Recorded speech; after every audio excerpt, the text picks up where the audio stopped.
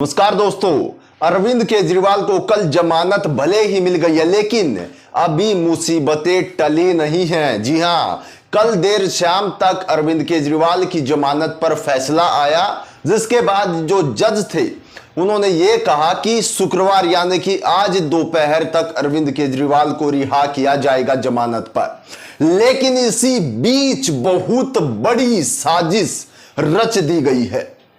ED ने एक ऐसी साजिश रच दी है साथियों, आपने सोचा भी नहीं होगा। मैं आपको इस वीडियो में बताता हूं, शुरुआत से बताता हूं, सभी साथी बने रहें, वीडियो को अंत तक जरूर देखिएगा। कल जब अरविंद केजरीवाल के ऊपर सुनवाई चल रही थी, राउज एवेन्यू कोर्ट में सुनवाई चल रही थी, उस समय पर ईडी हर वो तौर तरीका अपना रही थी साथियों, जिससे अरविंद केजरीवाल को जमानत ना मिले।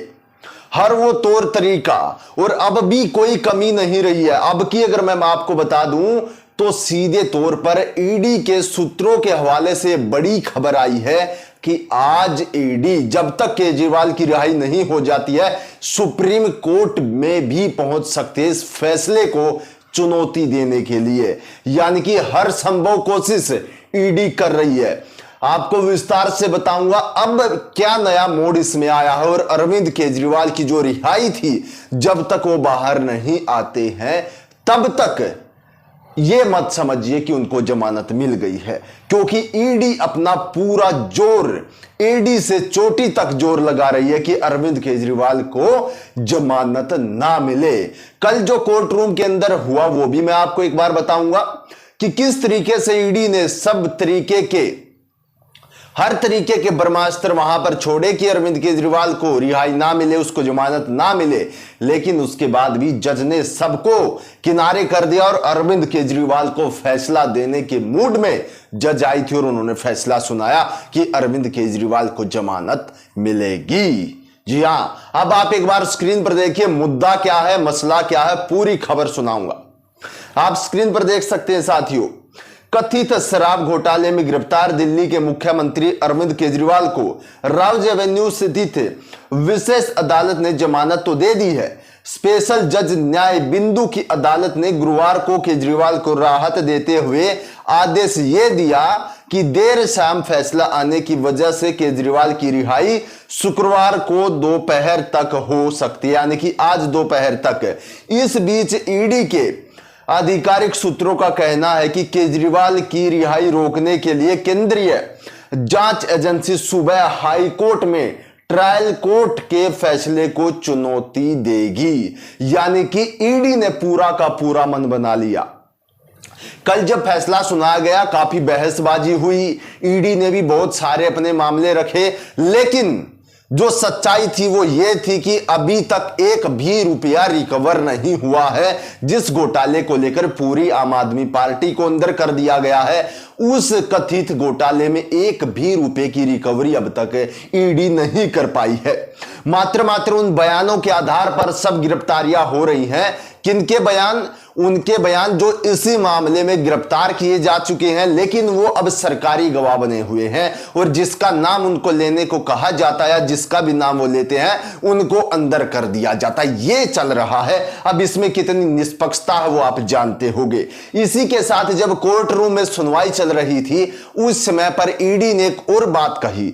ईडी ने कहा कि इस मामले को 48 घंटे तक जो मामला है, जो है, इसको रोक दिया जाए, ताकि वो एक बार जो उच्च अदालत है उसमें जा सके। देखिए स्क्रीन पर साथियों, केजरीवाल को 1 लाख रुपए के निजी मुचलके पर जमानत दी गई है, और जमानत का फैसला जब जज न्याय बिंदु ने सुनाया तो ईडी ने उनसे गुजारिश की कि बेल बॉन्ड स्वीकार करने के लिए 48 घंटे का समय दिया जाए, ताकि इस बीच ऊपरी अदालत में फैसले को चुनौती दी जा सके।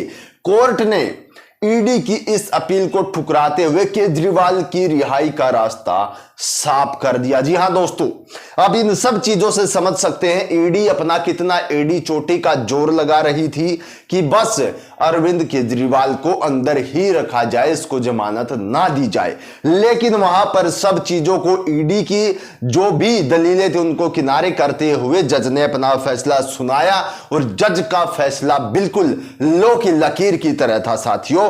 उन्होंने अरविंद केजरीवाल की जमानत पर मोहर लगा दी। आगे देखिए इस खबर में, कोर्ट ने केजरीवाल को जमानत देते हुए कहा कि वह सबूतों से छेड़छाड़ या गवाहों को प्रभावित करने की कोशिश नहीं करेंगे और कोर्ट ने जमानत देने से पहले दोनों पक्षों की दलीलों पर विस्तार से सुना। ईडी ने केजरीवाल की याचिका का विरोध करते हुए कहा था कि दिल्ली के मुख्यमंत्री के खिलाफ पर्याप्त सबूत मौजूद हैं। ईडी की तरफ से पेश हुए एएसजी एसवी राजू ने कहा कि आम आदमी पार्टी को घोटालों की रकम हासिल हुई है और पार्टी के मुखिया होने के नाते भी केजरीवाल इसके जिम्मेदार हैं। दोस्तों, ईडी अपने पक्ष रख रही थी। ईडी कह रही थी कि हमें तो बहुत कुछ प्राप्त हुआ है, अब जबकि वो सुप्रीम कोर्ट में अभी तक कुछ दे नहीं पाए हैं, ना कोई सबूत दे पाए हैं, सिवाय उन जो बयानों के आधार पर गिरफ्तारियां चल रही हैं, ना कोई पैसा अभी तक दिखा पाए कि वहां से रिकवर किया गया इस शराब घोटाले मामले को लेकर। लेकिन ईडी अपने इन बयानों से पीछे हटने को तैयार नहीं थी। अब किसके जो दम पर या किसके कहने पर यह सब हो रहा है वो आप अच्छे तरीके से जानते होंगे। उसके आगे देखिए, वहीं केजरीवाल की तरफ से पेश हुए वरिष्ठ वकील विक्रम चौधरी ने कहा कि ईडी का पूरा केस सिर्फ ऐसे गवाहों के बयानों पर आधारित है जो खुद दागदार हैं। उन्होंने यह भी दलील रखी कि माफी और जमानत का वादा करके गवाहों के से केजरीवाल के खिलाफ बयान दिलाए गए। उन्होंने केजरीवाल की गिरफ्तारी की टाइमिंग पर भी सवाल उठाए हैं, यानी कि सीधे तौर पर अरविंद केजरीवाल की तरफ से जो वकील वहां पर विक्रम मौजूद थे, उन्होंने कहा कि जो गवाह बनाए गए हैं जिसके आधार पर गिरफ्तारियां चल रही हैं उनको लोभ लालच दिया जा रहा है, उनको रिहा करने का, उनकी सजा माफ करने का या इस तरीके के उनको लोभ लालच देकर बयान दिलवाए जा रहे हैं। अरविंद केजरीवाल के वकील का यह कहना था कोर्ट के अंदर।